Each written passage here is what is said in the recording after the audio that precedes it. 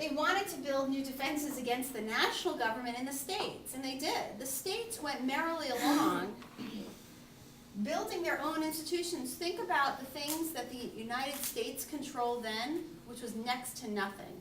What did the United States do?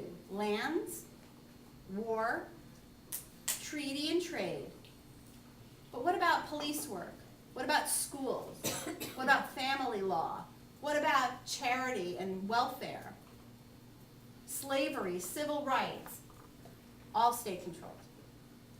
So the states built their own defenses against the national government because they believed that even accepting the Constitution, even accepting it, you can challenge the authority of the United States. And the United States did not do anything that we think of as a government's responsibility today.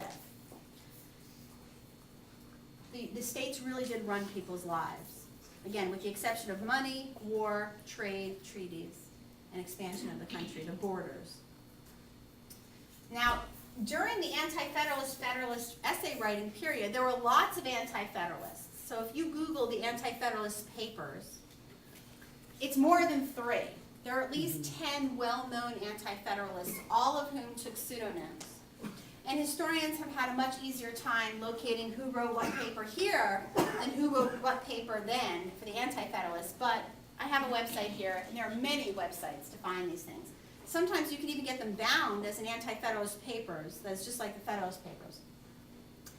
My favorite anti-federalist for the purposes of teaching, I'm not saying I agree or disagree, is Brutus, who is a very prescient, very far-seeing anti-federalist. He makes predictions that, for lack of a better word, are dead on about a lot of things about the Constitution.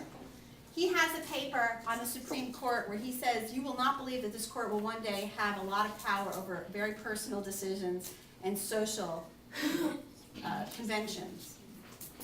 Things like that. So he saw the Constitution as being too vague to be small.